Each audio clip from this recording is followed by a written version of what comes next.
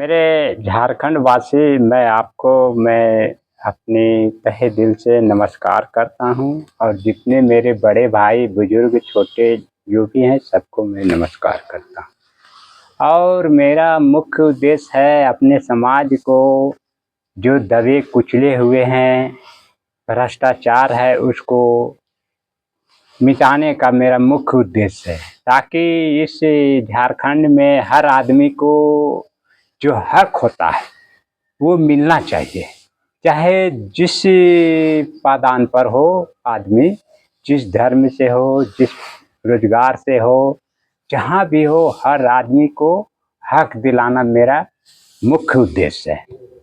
आम नागरिक का, बच्चे हों, युवा हों, महिलाएं हों, विकलांग हो, वयस्क हो, वृद्धा हो, यानी कि हर तरह की मैंने जितने थी आते हैं। और इसमें पशु पक्षी के लिए भी हम काम करेंगे, यहाँ तक कि मानव नहीं, मैंने जीव जंतु पर्यावरण जितने भी आते हैं हम देख रहे हैं नज़र में, हर चीज़ के लिए मैं काम करूँगा। ऐसा नहीं है कि इस वर्ग को करना है उसको नहीं करना, नहीं, वो सारे मेरे परिवार हैं। हर परिवार के लिए हमें चिंता करना, उनके उपाय ढूंढना, उनकी आवश्यकता को पूर्ति करना, ये मेरा पहला धर्म बनता है।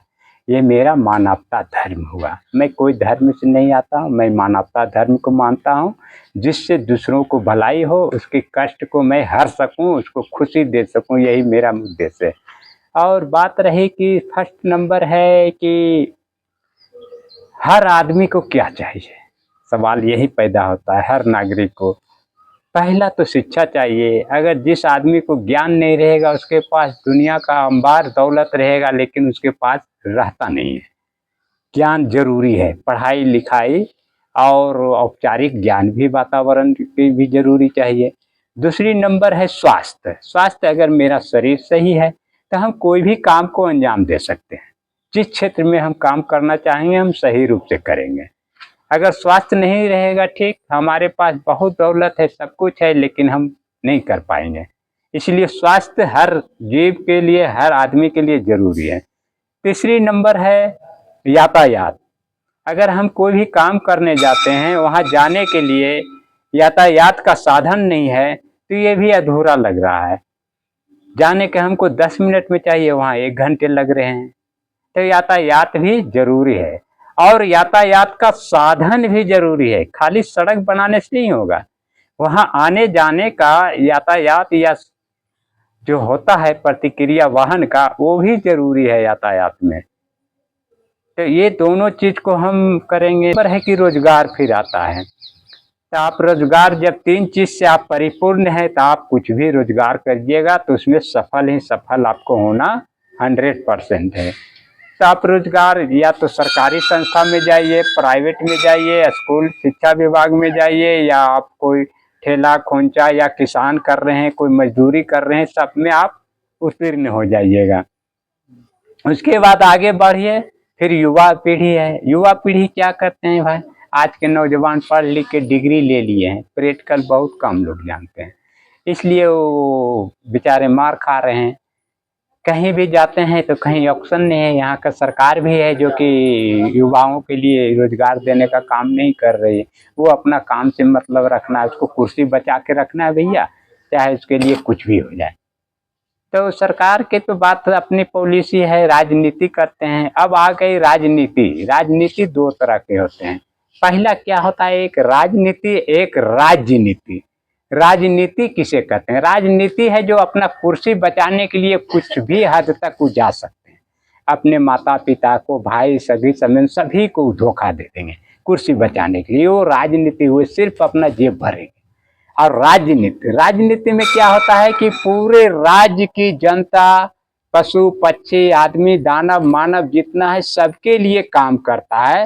वो राजनेता हुआ, वो सबों के दिलों पर राज भी करता है और वो उसका धर्म होता है। वो पैसे और कुछ के लिए नहीं लोभ रहता है, वो सिर्फ सेवा भावना से काम करता है, वो राजनेता हो गया। अब तीसरी बात आ गई, वयस्क हो गया। तो वयस्क के लिए भी रोजगार चाहिए, उसके लिए साधन चाहिए, पार्क चाहिए, इधर उधर स्वास्थ्य है। और बच्चों की पढ़ाई के लिए क्या होना चाहिए, जितना भी सरकारी स्कूल है सब समय पर शिक्षक आवे, सभी विषयों को पढ़ावे ढंग से, और शिक्षकों को रहने की व्यवस्था हर जहां वो ड्यूटी कर रहे हैं वहीं होना चाहिए, ताकि लेट ना हो, न पढ़ाने वाला को न पढ़ने वाला को। और उसके आसपास में स्वास्थ्य केंद्र भी होना अनिवार्य है, ताकि कोई घटना दुर्घटना हो जाए तो फट से उसको इलाज कर दिया जाए।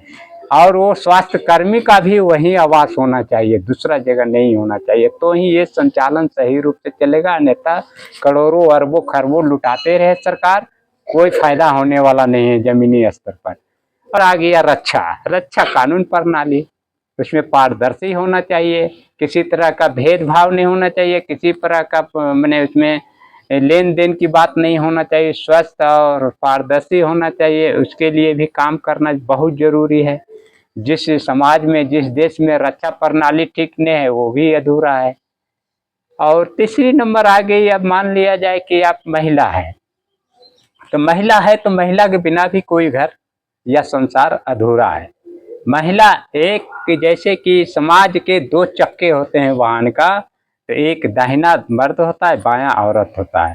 तो अगर बायां चक्का नहीं हटा दीजिएगा तो कोई भी गाड़ी नहीं चलेगा। इसलिए महिला को भी लेकर चलना है, और उसको भी शिक्षा स्वास्थ्य हर चीज उतना ही जरूरी है जितना और सभी को है। और उनको मैंने स्कूल में भी इस तरह से शिक्षा दी जाए कि घर को कैसे संवारा जाएगा, कैसे पढ़ाया जाएगा, बच्चों को कैसे देखा जाता है, ये सब भी कोर्स है वो उसमें होना जरूरी अनिवार्य है। और इसमें हो गया कि ये सब तो हो ही गया, और सबके लिए मान लिया जाए एक पॉइंट वृद्धा हो गया। वृद्धा को भी उत्थान करना जरूरी है, क्योंकि ये मैं मानव जीवन जो जीता हूँ, मेन उद्देश्य है वयस्क वृद्धा में ही जीना जो सफल हुआ उसका जीवन सफल हो गया। तो वृद्धा के लिए क्या करना है, हमें पार्क बनानी है, वहाँ वृद्धा आश्रम बनाना है, जहाँ भी जो हर क्षेत्र में एक वृद्धा आश्रम होना चाहिए, जो घर से संन्यास लेकर के वहाँ आराम से जिंदगी जिए और जो इच्छा है वो कर सके ना। तो फिर उसको योजना हो उसके विकास के लिए, कुछ उसको पेंशन के तौर पर, मुझे जो नहीं रहना चाहते हैं घर में रह कर उसको कुछ दिया जाए, उस तरह से मैं व्यवस्था करूँगा। और जितने भी क्षेत्र में है यातायात का वाहन का भी मैं समस्या दूर करूँगा। सुबह को वहाँ से गाड़ी निकलेगी, शाम को फिर वहाँ आएगी, वो हमारे तरफ से चलेगा। उसमें जो भी भाड़े जो जनरल है उससे आधा पैसा लगेगा, वो हमारे तरफ से रहेगा।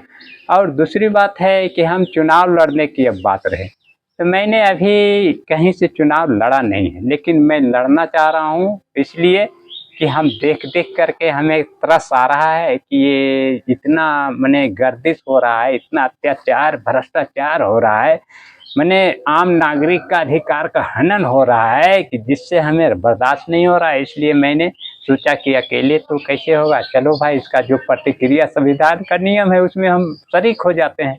तो हमने चुनाव लड़ने का मैंने मन बना लिया, और अभी मैं हटिया से मैं लड़ने के प्रयास में है, और हटिया में ही मैं अपना मैंने योगदान दे रहा हूँ, आम जनता से मिलने का, अपना परिचय देने का, और उसके बाद मैं अपना जो संकल्प है मेरा ये मैं बताने का। और बाकी जनता के हाथों में, वो जिनको गद्दी पर बिठाए, जिनको उतार दे, ये सब जनता का ही हाथ में है। ये जो भ्रष्टाचार हो रहा है वो जनता से ही इसको तय की है, कोई अपने से गद्दी पर नहीं बैठा। तो मेरे दोस्तों आपसे यही प्रार्थना है कि आप विकास पर वोट दें, जात पात ऊंच नीच बात छोड़ के पैसा कौड़ी के लालच में न जा, सिर्फ जो विकास करे, जो उम्मीदवार हो निदागी, उसको मौका दें एक बार। अवश्य हम आपका विकास करूंगा, रात दिन आपके साथ रहूंगा। हर गांव मोहल्ला में मेरा एक कार्यालय 24 घंटा खुला रहेगा आपकी निदान के लिए।